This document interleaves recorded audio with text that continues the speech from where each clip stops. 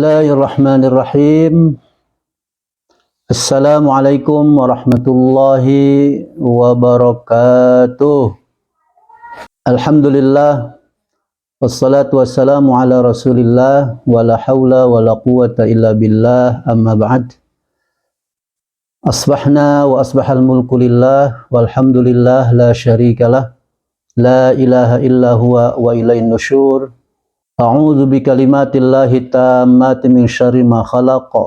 A'udzu bikalimatillahi tammati min kulli syaitanin wa hammah wa min kulli ainin lamah. Ibu-ibu semuanya, wabil khusus Ketua DKP Ibu Herni, juga pembawa acara Bu Retno, dan semuanya yang hadir di kajian online edisi pekan kedua ini, ya.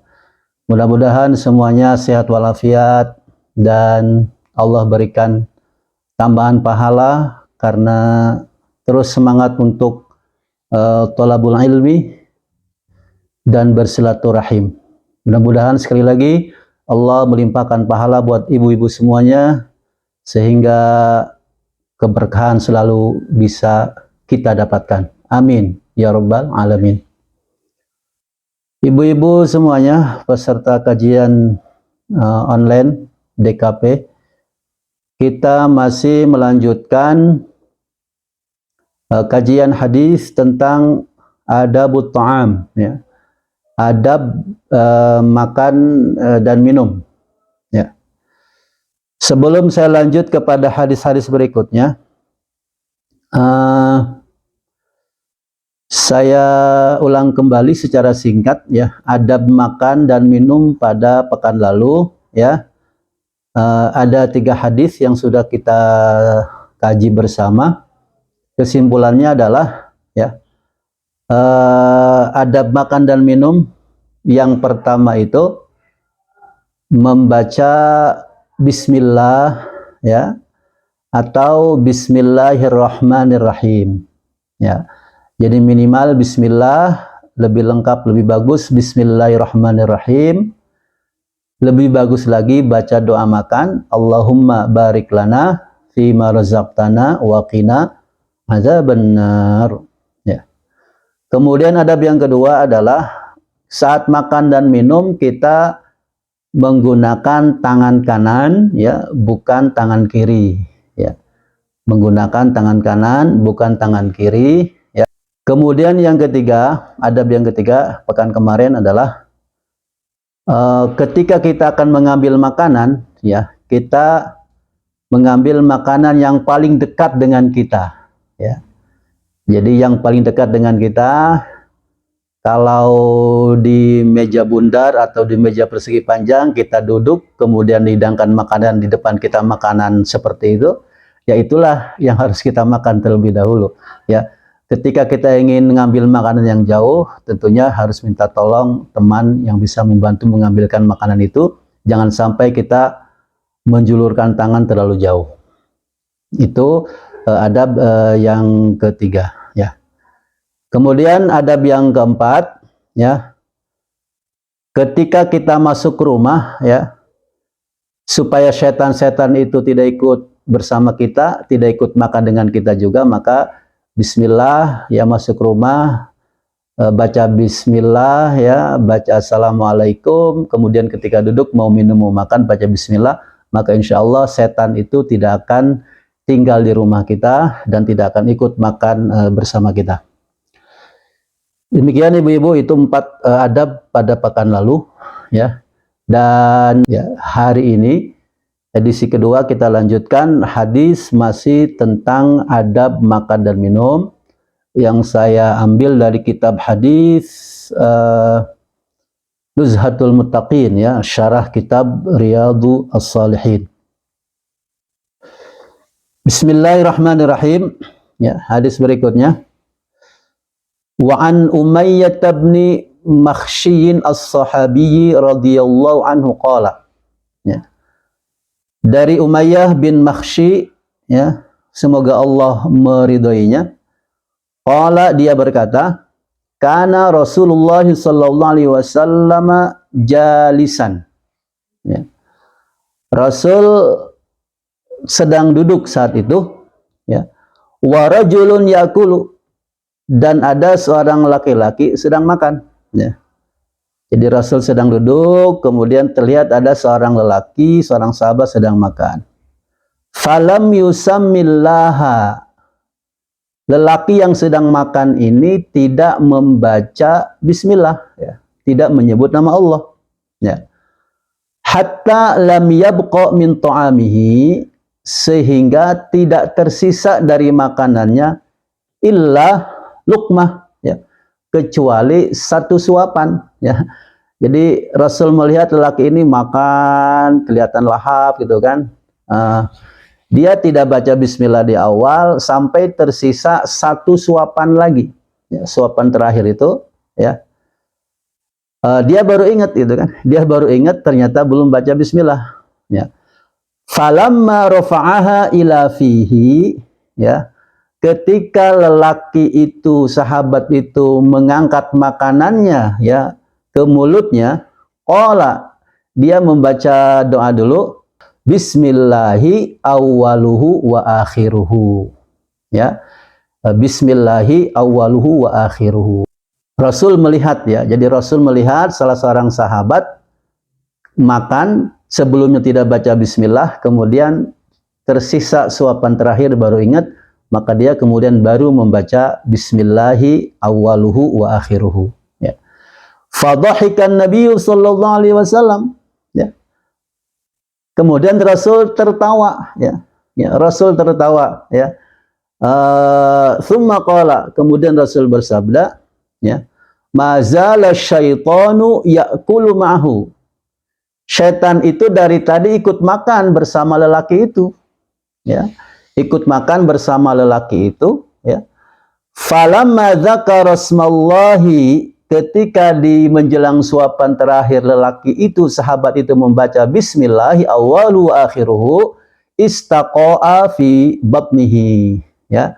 Setan itu muntah, ya, memuntahkan semua makanan yang sudah masuk ke dalam perutnya, ya. Jadi dari perut setan itu dimuntahkan semua, dari perut jin itu dimuntahkan semua makanan ketika suapan terakhir dibacakan bismillah, ya. Bismillahi awwaluhu wa akhiruhu, ya. Rawahu Abu Dawud wan Nasa'i. Hadis ini diriwayatkan oleh Abu Dawud dan juga Imam An-Nasa'i, ya. Nah, ibu-ibu yang dimuliakan Allah Subhanahu wa taala, ya. Jelas sekali kandungan hadis ini bahwa inna syaitana yusyarikul insana fi ta'amihi, ya, wa syarabihi illam yadhkurismallahi ta'ala.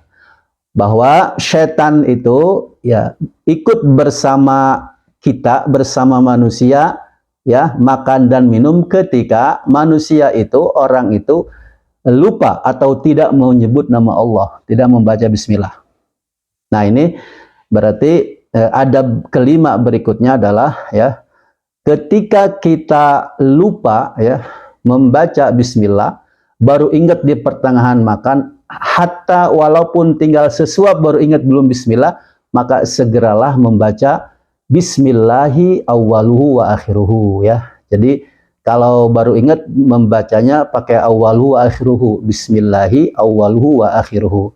Nah, maka insya Allah setan itu memuntahkan semua makanan yang sudah masuk ke dalam perutnya. Nah, di sini tadi kenapa Rasul tertawa gitu kan? Fadhahikan Nabi sallallahu alaihi wasallam, ternyata Rasul mah dengan bimbingan wahyu dari Allah bisa melihat, ya, setan itu ikut makan, setan itu memuntahkan makanannya, Rasul melihat. Ya, jadi Rasul juga kalau melihat yang kira-kira bikin lucu gitu kan, ya Rasul juga ketawa kan gitu, ya. Jadi bukan berarti kalau Nabi Rasul mah nggak bisa ketawa, ya tetap ketawa ketika melihat sesuatu yang memang menarik perhatian, ketika memang ada yang lucu. Apalagi ini setan sudah makan banyak kemudian muntah semua yang dia makan, ya, seperti itu. Pentingnya, ya, pentingnya kita membaca bismillah, ya, sebelum makan atau ketika lupa.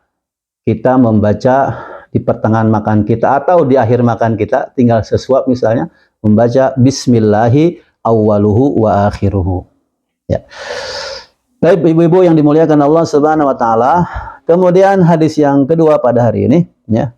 Wa an Aisyah radhiyallahu anha qalat, ya. Kembali dari Aisyah radhiyallahu anha, ya. Karena Aisyah sebagai istri ya sering membersamai Rasulullah SAW, ya. Qalat, ya, Aisyah berkata, kana Rasulullah sallallahu alaihi wasallam ya'kulu ta'aman fi sittatin min ashabihi, ya. Rasulullah SAW makan ya bersama 6 orang sahabatnya, ya. Jadi bahasa kita mungkin botram lah dengan 6 orang sahabat kan gitu. Aisyah melihat itu ya, karena pasti Aisyah yang menyiapkan makanan itu kan itu. Nah, Rasulullah makan bersama 6 orang sahabatnya. Faja'a Arabiyun, ya. Faja'a Arabiyun. Kemudian datanglah seorang Badui, ya, Arab Badui. Kalau kita mendengar Badui berarti apa ya? Peradabannya, sopan santunnya kan gitu. Tata keramanya berbeda dengan sahabat-sahabat Nabi ya yang dekat dengan Nabi. Baik. Faja'a Arabiyun fa'akalahu biluqmataini. Dia datang langsung makan, ngambil untuk ukuran 2 suap gitu. Ya, 2 suap. Jadi yang lainnya para sahabat ya 1 suap gitu kan, dia langsung apa ya digedein tangannya gitu kan, diraup gitu kan, diraup. Mungkin karena saking semangatnya ya ingin makan bersama Rasul dan para sahabat. Ya. Faqala Rasulullah sallallahu alaihi wasallam, kemudian Rasul sallallahu alaihi wasallam bersabda, ama innahu law samma lakafakum, ya. Sesungguhnya jika dia menyebut nama Allah, lakafakum, maka makanan itu tetap cukup walaupun untuk 6 orang, walaupun hadir yang ketujuhnya itu orang Badui ya. Tapi mungkin karena namanya orang Badui ya, khawatir nggak kebagian gitu kan, dia langsung ngambil banyak gitu kan. Orang mas sedikit satu suap, dia bisa langsung 2 suap untuk ukuran 2 suap. Padahal gak perlu begitu ya, cukup baca bismillah, maka insya Allah makanan yang awalnya buat 6 orang juga itu bisa cukup untuk lebih dari 6 orang. Nah ini rawahu Tirmizi, hadis riwayat Tirmizi, wa qala haditsun hasanun sahih. Nah ini sekali lagi dari kandungan ini bahwa Allah Subhanahu wa taala ya yubarik fit ta'am idza dzukira smullahi alaihi wa annal barakata turfa'u bitarki tasmiyati alaihi. Jadi Allah itu memberkahi makanan kalau sebelum makan kita menyebut nama Allah, ya. Dan sebaliknya jika tidak menyebut nama Allah maka keberkahannya akan hilang, gitu. Nah, salah satu bentuk berkahnya kan pekan kemarin saya sampaikan, salah satu bentuk berkahnya adalah makanan yang sedikit itu tetap terasa cukup, ya. Tetap terasa cukup. Jadi makanan yang buat 6 orang sebetulnya tetap bisa cukup untuk lebih dari 6 orang, ya. Cuma sekali lagi tadi namanya Badui gitu kan. Takut nggak kebagian, dia langsung ngambil banyak, ya. Orang mah sesuap dia langsung ukuran 2 suap diambil seperti itu. Nah, padahal cukup dengan baca bismillah maka akan tetap walaupun 1 suap diambil itu akan cukup buat banyak orang. Pentingnya kita membaca bismillah dan akan mendapatkan banyak keberkahan dari Allah Subhanahu wa taala, ya. Salah satunya adalah ya makanan itu tetap akan cukup buat berapa orang pun ketika bismillah dibaca, ketika berzikir mengingat Allah Subhanahu wa taala. Wa an Muadz ibni Anas radhiyallahu anhu qala Rasulullah sallallahu alaihi wasallam, man akala ta'aman, siapa yang makan ya, faqala alhamdulillahilladzi at'amani hadza wa razaqanihi min ghairi haulin minni wala quwwah ghufira lahu ma taqaddama min dzambihi. Ya. Ini doa makannya. Apa doanya? Alhamdulillahilladzi at'amani hadza. Segala puji bagi Allah yang telah memberikan makanan kepadaku ini. Wa razaqani, dan telah memberikan rezeki kepadaku dengan makanan ini.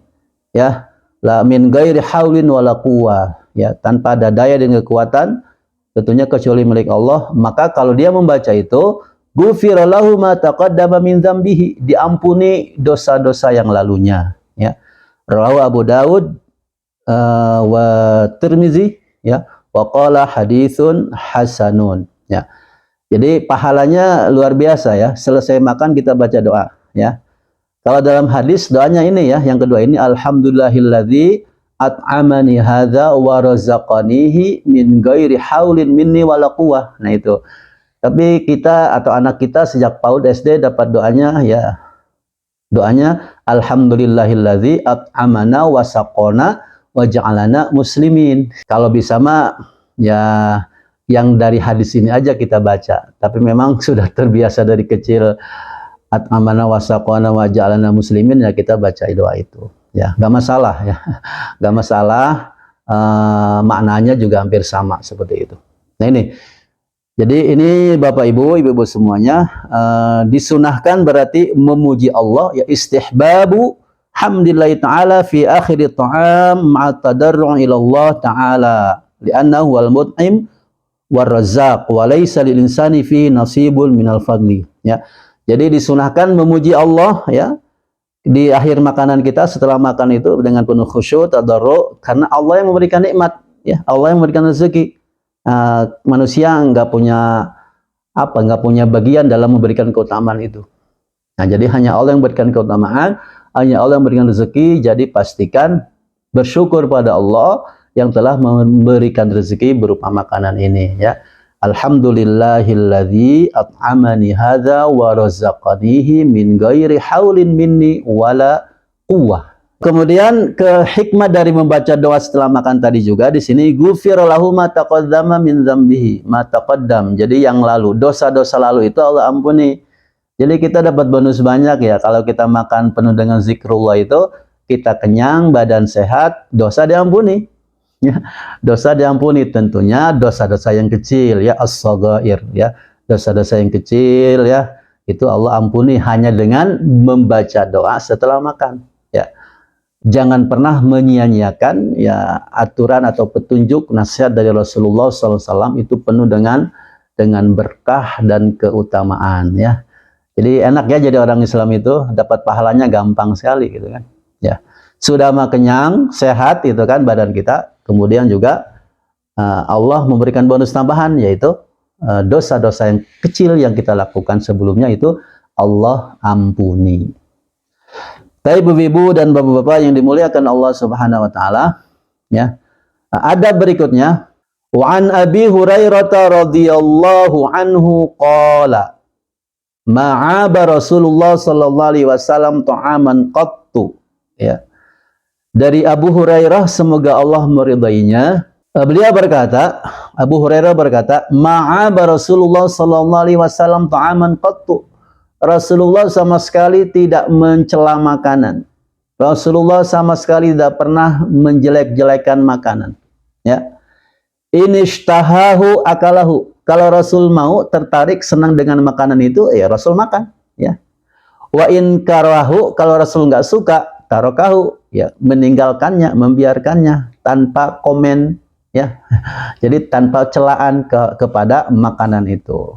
Muttafaqun alaih. Hadis riwayat Bukhari dan Muslim, muttafaq alaih. Nah, dalam hadis ini kita bisa memahami bahwa yang pertama, ya, seorang muslim alla ya'ibal muslimu ta'ama ta'asiyan bi Rasulillah sallallahu alaihi wasallam li'anna i'abata ta'ami minal kibri wa ru'unati wat tarf. Ya. Jadi seorang muslim tidak boleh mencela makanan, ya. Mengikuti Rasulullah sallallahu alaihi wasallam yang tidak pernah mencela makanan. Kenapa? Karena mencela makanan itu menunjukkan sifat sombong gitu kan. Bikin yang mendengarnya, apalagi yang masaknya itu sakit hati gitu kan. Bikin tuan rumah juga sakit hati, ya. Jadi kesannya sombong amat sih gitu kan. Nah, jadi ibu-ibu, bapak-bapak ya, kalau kita bertamu atau hadir di hajatan ya, di walimahan, hadir di botraman, ada makanan, minuman yang memang ya kurang menarik, tidak enak misalnya, nggak usah dicela ya. Ih, nggak enak, ih kurang garam gitu kan. Siapa sih yang buat? Baunya kurang enak nih gitu kan misalnya. Ah, dagingnya keras nih gitu kan ya. Jadi hal-hal seperti itu nggak usah diucapkan ya. Pokoknya senang makan ya, nggak senang biarkan, nggak usah dicela kan seperti itu. Nah ini jadi mencontoh ya Rasulullah Shallallahu Alaihi Wasallam ya. Jadi Rasul nggak pernah mencela, menghina makanan itu karena memang kesannya sombong kan gitu ya. Sombong ya seperti itu kan, mestinya bersyukur ya ada yang hidayin makanan ya. Pokoknya intinya apapun yang dihidangkan, jika suka silakan makan, jika tidak suka ya tinggalkan tanpa komen ya, tanpa komen negatif gitu kan seperti itu ya. Kalau komennya positif silakan aja ya, menyenangkan tuan rumah, menyenangkan yang masaknya. Tapi kalau mencela makanan tentunya ya itu menyakitkan tuan rumah dan menyakitkan orang yang masaknya tentunya seperti itu. Kemudian yang kedua ya, fi madhit ta'ami dalil rogbah ya. Dalam memuji makanan itu berarti indikasi seseorang itu senang kepada makanan itu ya. Jadi baru lihat tumpeng gitu kan, ih bagus ya, kayaknya enak nih, itu berarti dia senang seperti itu ya. Wih, apalagi ada petenya nih, ada jengkolnya kan itu. Ah, dia puji-puji itu, wah jengkolnya kayaknya empuk nih, enak seperti itu. Nah, itu berarti dia pengen gitu kan. Tapi wa fi dzammihi, tapi kalau dia mencela, daliluh tiqarin ni'mah. Itu kesannya, indikasinya berarti dia menghinakan nikmat gitu kan. Meremehkan nikmat Allah itu ya. Ih kok kayaknya jengkolnya keras. Ih kayaknya nggak enak nih tumpengnya, bikin di mana sih? Gitu kan seperti itu. Nah, ini berarti indikasi dia mencela ya, meremehkan, menghinakan nikmat itu. Nah, jadi kalau senang silahkan puji gitu kan makanan itu. Kalau nggak senang jangan dicela gitu ya. Kemudian kandungan yang ketiga dari hadis Abu Hurairah ini, karamu ya khuluqir Rasul sallallahu alaihi wasallam fa innahu lam ya'ib ta'aman qattu ya. Betapa mulianya akhlak Rasulullah sallallahu alaihi wasallam ya. Kemuliaan beliau itu yaitu dalam hadis ini beliau tidak pernah mencela ya, mencela memaki makanan sedikit pun nggak pernah gitu ya. Jadi pokoknya senang sama Rasul dimakan, nggak senang ya sudah dibiarkan gitu kan. Nggak ada terungkap kata-kata negatif gitu kan seperti itu. Nah ini akhlak mulia ya Rasulullah Sallallahu Alaihi Wasallam ya. Kemudian hadis berikutnya ya, an Abi Hurairah radhiyallahu anhu qala ya, ya. Masih dari Abu Hurairah ya. Kemudian masih dari Abu Hurairah, semoga Allah meridainya. Beliau berkata, qala Rasulullah sallallahu alaihi wasallam, idza du'iya ahadukum falyujib. Ya. Jika salah seorang di antara kalian diundang ya, diundang, falyujib, maka penuhi undangan itu ya. Diundang apa? Kalau diundang acara syukuran, walimahan ya, falyujib, maka penuhi undangan itu, jawablah undangan itu, datanglah ya, datanglah.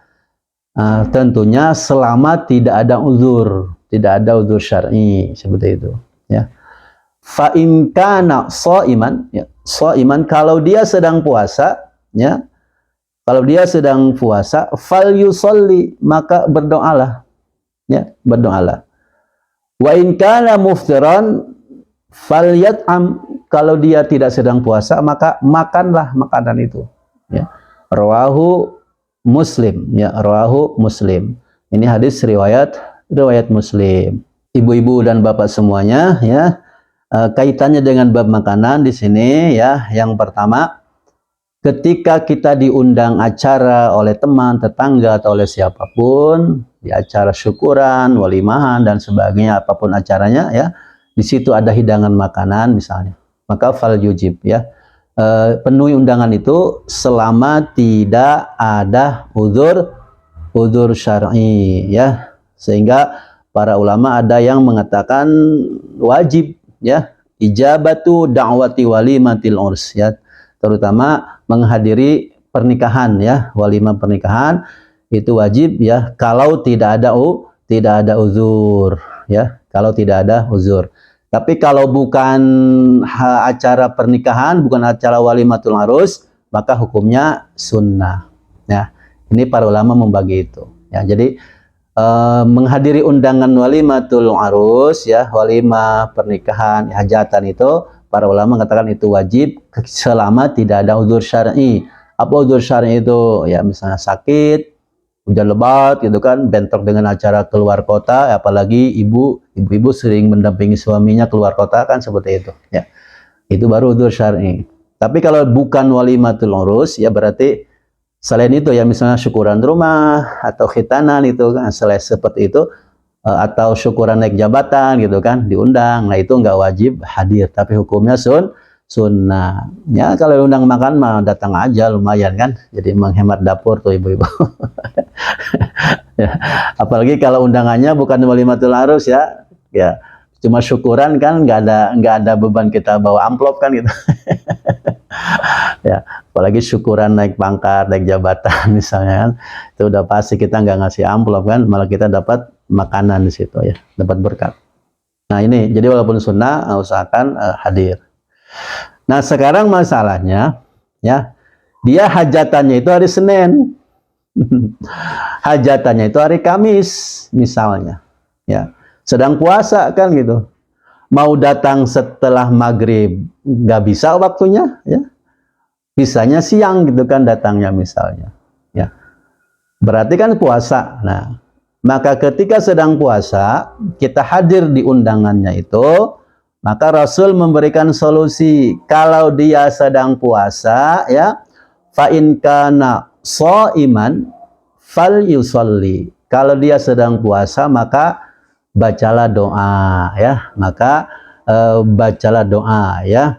Doa untuk siapa, ya? Doa untuk yang punya makanan, ya, untuk tuan rumah, ya, semoga Allah memberikan ampunan kepadanya dan semoga Allah memberikan keberkahan. Itu, ya, jadi doanya gitu, ya, berdoa, ya Allah ya Allah ampuni saya dan yang undang saya, dan berkahilah kami, gitu kan. Kenapa diampuni? Kenapa minta ampun, Bu? Kenapa minta ampun? Ya, berdoanya, ya Allah ampuni kami, ampuni saya, juga ampuni sahibul bait, gitu kan. Ya, pertama karena kita diundang makan tapi nggak makan karena sedang puasa, ya, takut tuan rumah merasa tersakiti gitu kan, sombong amat sih nggak mau makan gitu kan, padahal dia nggak tahu kalau kita lagi puasa misalnya, takut dia punya perasaan seperti itu, maka kita minta ampun kepada Allah, ya. Dan kita pun memintakan ampun tuan rumah kepada Allah, ya, karena mungkin dia ngadain acaranya pas Senin atau Kamis gitu kan, pas banyak orang puasa gitu. Jadi bikin orang, duh gitu kan, kok Senin sih ngundangnya gitu kan. Nah, maka kita juga mintakan ampun, ya. Tapi sama-sama al-barakah, minta diberkahi oleh Allah Subhanahu wa taala. Yang hajatan hari Senin Kamis juga diberkahi, yang datang di hajatan sedang puasa juga diberkahi, ya. Makna fal yusolli, yang pertama, kalau sedang puasa maka doakanlah, ya. Nah, mana yang kedua, fal yusolli ini artinya adalah ya sholat. Jadi sholat sesuai syariat, sholat beneran, ada ruku, harus ada sujud, ya, supaya lebih mendapatkan keutamaan lebih mantap lagi, supaya yang hadir juga mendapatkan keberkahan, ya. Jadi ini mungkin agak, makna ini mungkin jarang dipilih oleh banyak ulama, ya, karena kan kita sedang puasa hadir ke hajatan, kemudian kita sholat sunnah di situ 2 rakaat, ya, kayaknya agak ribet juga kan, kecuali tuan rumah nyediain, karena dia paham hajatannya Senin Kamis, maka nyiapin tuh tempat sholat gitu kan, jadi datang salaman kemudian sholat dan 2 rakaat di situ. Tapi kan kayaknya belum pernah saya lihat seperti itu, ya. Jadi karena yang makna ini aplikasinya lumayan agak berat. Tapi kalau fal yusolli maknanya doakanlah, itu mah gampang kan gitu, seperti itu ya. Jadi sambil salaman kita doakan kan, subhanakallah misalnya seperti itu. Nah ini makna dari hadis ini ya, makna dari hadis ini. Jadi intinya kita berusaha hadir di undangan-undangan itu ya. Kalau sedang puasa maka berdoalah. Wa in kana muftiran, kalau sedang tidak puasa fal yat'am, makanlah. Ini berarti kita disunahkan makan. Kalau kita sedang tidak puasa, kemudian kita menghadiri undangan itu, ada makanannya, hidangan itu, maka kita disunahkan makan ya, disunahkan makan. Jadi ya walaupun sesuap dua suap kan gitu ya, usahakan makan ya. Nah makanya ibu-ibu semuanya, bapak-bapak semuanya, jika nanti hajatan ya, walimahan, nikahin anak ya, usahakan pilih hari di situ insya Allah orang-orang tidak sedang berpuasa ya.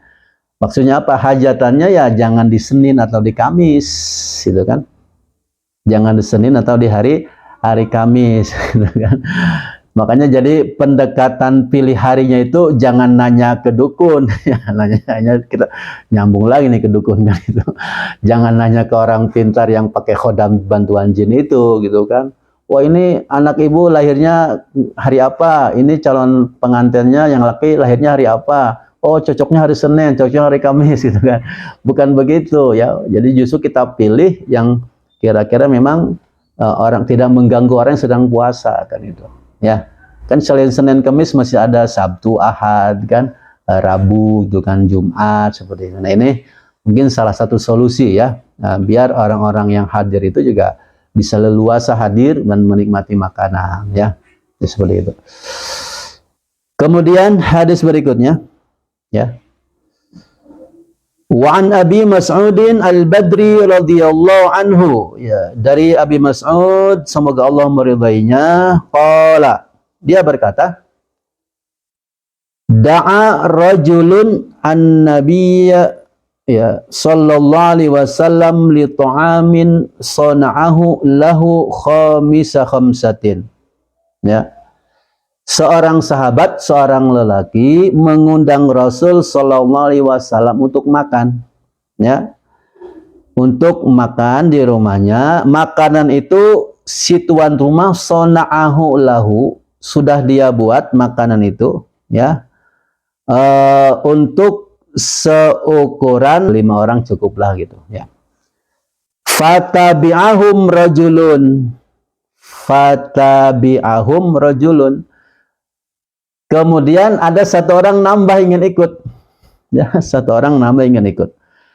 Falamma balaghal baba, ketika sudah sampai di depan pintu sahibul bait, qala lahun nabi sallallahu alaihi wasallam, Rasul berkata, inna hadza tabi'ana. Ini orang ini pengen ikut ya, sekarang ada bersama kita. Jadi saya nambah satu orang lagi nih ke sini ya.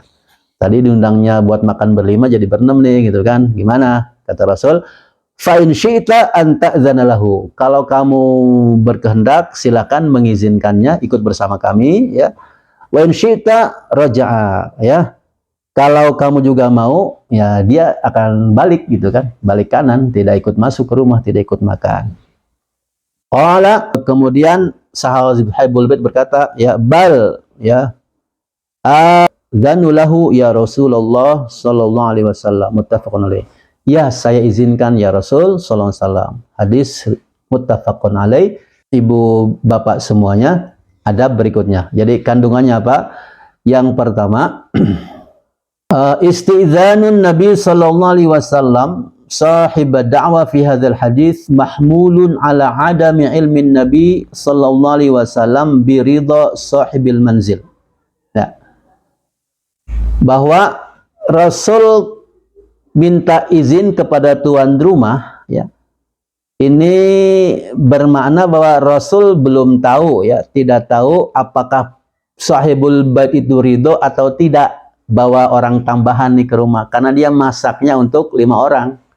Ini ada orang ke-6 pengen ikut ya, gitu kan. Misalnya nih ibu-ibu nih ya, mungkin ibu-ibu dapat rezeki apa gitu kan, kemudian ngundang grup apa gitu kan, 5 orang gitu kan, teman-temannya, yuk kita besok makan siang di rumah makan A gitu kan, seperti itu ya, nyiapin dananya untuk 5 orang kan gitu, ya.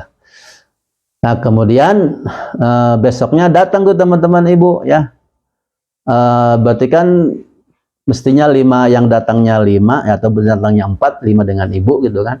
Ini dia bawa 1 lagi. Jadi yang tadi nyiapin 5 jadi 6 kan gitu.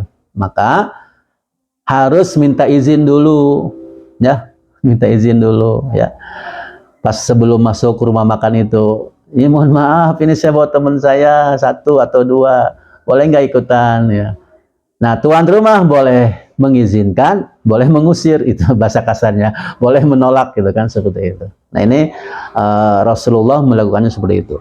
Ya, jadi kalau zaman sekarang sepertinya lebih efektif, efisien ya, nggak perlu diajak dulu baru minta izin ya. Kalau zaman Rasul emang belum ada handphone ya, belum ada WA gitu kan. Jadi datang dulu, ketemu baru minta izin. Gimana nih saya bawa 1 lagi? Jadi berenam kita, boleh nggak makan ikut makan? Ya seperti itu. Kalau sekarang mah nggak usah terlalu repot seperti itu ya. Cukup sebelum berangkat itu telepon dulu, WA dulu. Ini punten, ini teman saya pengen ikut, katanya walaupun nggak diajak. Nggak apa-apa kan? Jadi 6 orang nih bukan 5 orang, gitu kan. Oh iya nggak apa-apa, ajak aja, gitu kan. Nah itu, ibu boleh mengizinkan, boleh. Aduh gimana ya? Saya udah pesannya cuma 5 porsi, gitu kan. Lain kali aja deh bilangin gitu ya, dengan berat hati. Oh iya nggak apa-apa, saya bilangin teman saya nggak usah ikut gitu, silakan ya. Tapi jika nama tengteingannya upami upami ditolak gitu kan, jadi izinkan dengan cuma 1, nambah 1 doang seperti itu.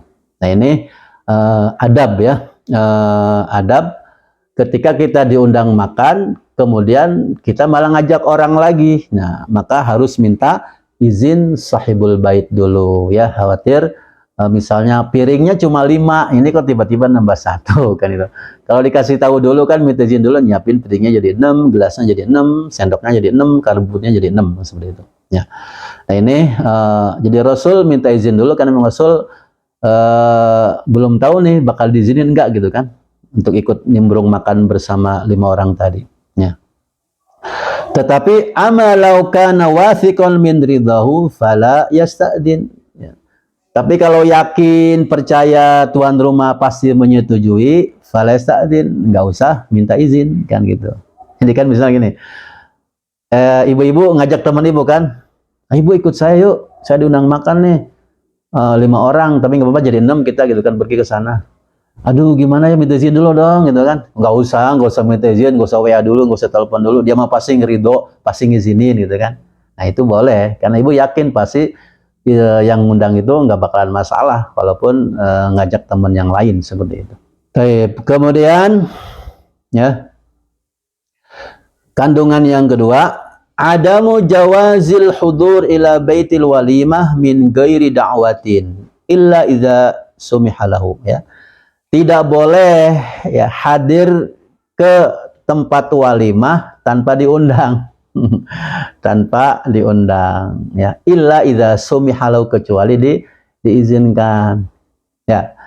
Jadi mungkin kadang gini ya, dia itu teman dekat saya, kenal baik, kok nggak ada undangan nyampe gitu ya, nggak ada undangan nyampe. Nah maka hukum asalnya karena tidak diundang, tidak ada undangan, maka tidak boleh hadir ya, tidak boleh hadir. Apalagi tempatnya misalnya di hotel yang sudah jumlah piringnya, cateringnya sudah ditentukan kan itu. Nah ini, jadi seperti itu. Tapi ini teman dekat saya, jangan-jangan lupa, jangan-jangan undangannya keselip dan sebagainya. Maka kalau maksa ingin bisa hadir juga, ya WA tanya gitu kan. Punten, kamu hajatan ya? Iya. Tanggal sekian ya, tempatnya di hotel ini ya? Iya. Kok maaf ya, kok undangannya belum ada ya? Nggak ada di WA juga, nggak ada, di rumah juga nggak ada yang nerima undangan. Oh masa sih itu kan? Ternyata Tuan Sohibul Bait Sohibul Hajat sudah ngundang, udah saya undang kok, ada tim yang ngirim undangannya. Kemana ya kok belum nyampe kan itu? Ya. Oh berarti saya diundang. Iya dong, masa nggak diundang? Nah undangannya nggak nyampe, kemana, keselip atau jatuh, nah itu urusan lain. Nah kalau udah yakin begitu, datang ya.